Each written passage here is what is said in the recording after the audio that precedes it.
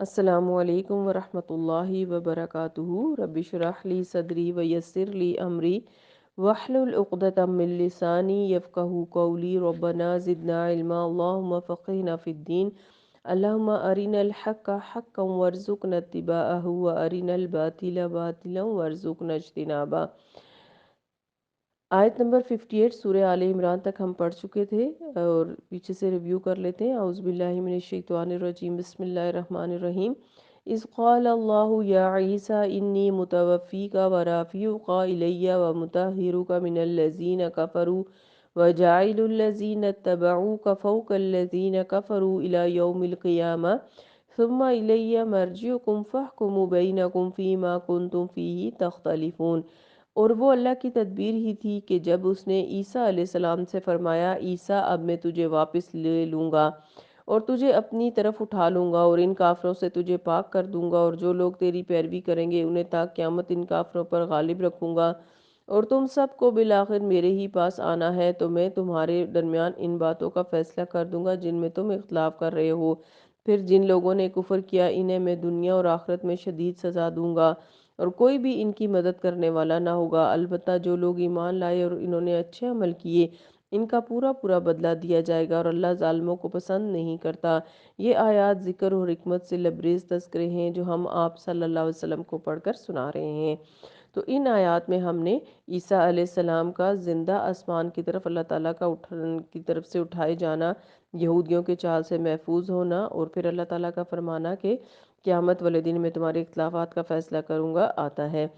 اس کے علاوہ ان آیات میں اللہ تعالیٰ نے فرمایا کہ جو لوگ بھی کفر کریں گے ان کو دنیا اور آخرت میں شدید رسوائی برداشت کرنی پڑے گی، لیکن جو لوگ ہر دور کے لوگ اپنے اپنے دور میں ایمان کے ساتھ عمل صالح کریں گے ان کو ان کے اجر پورے کے پورے دیے جائیں گے۔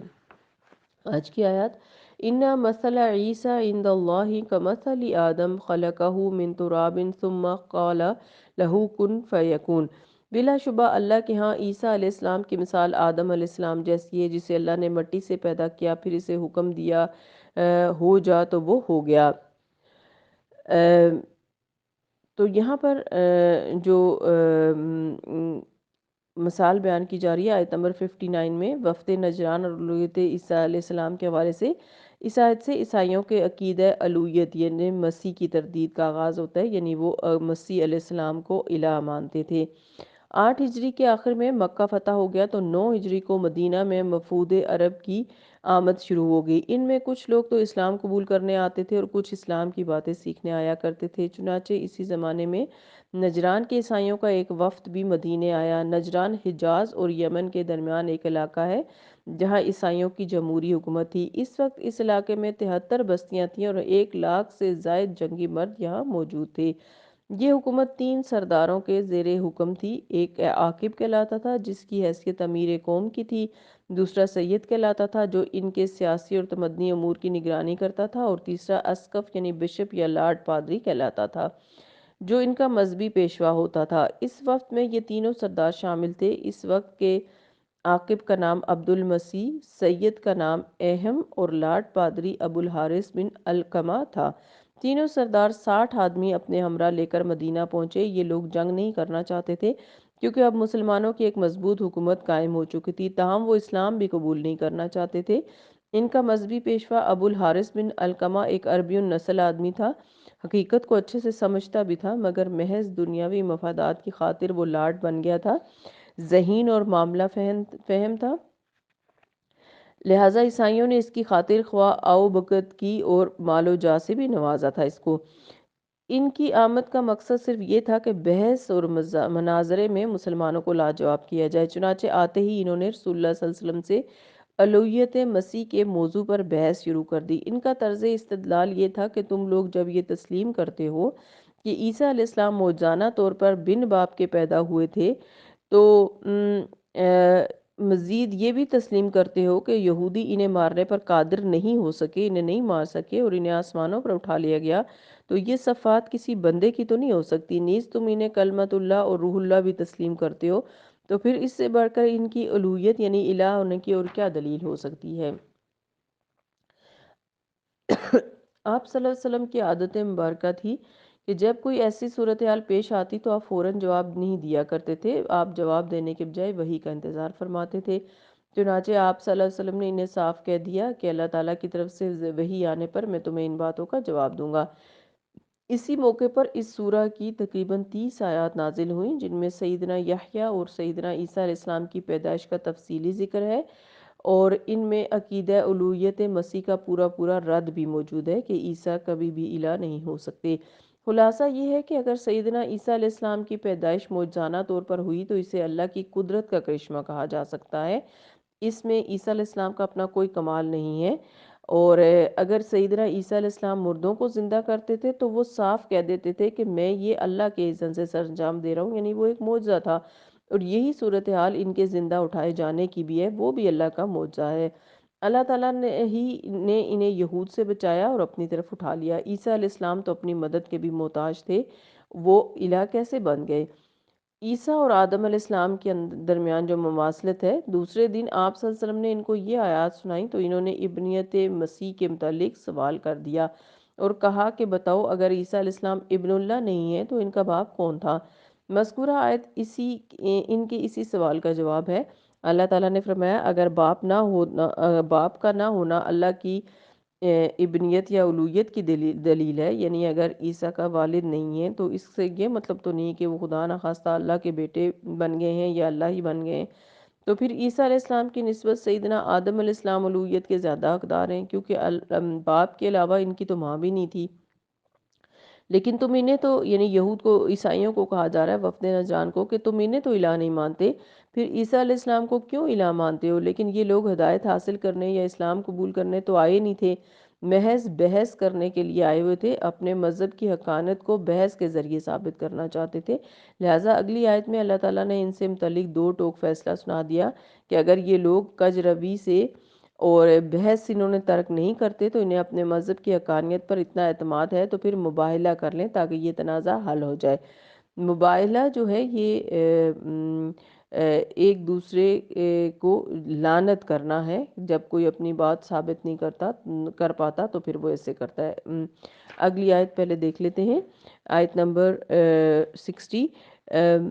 الحق من ربک فلا تکن من الممترین، تمہارے رب کی طرف سے حق آ چکا، لہٰذا اے محمد صلی اللہ علیہ وسلم تم شک کرنے والوں میں سے نہ ہونا۔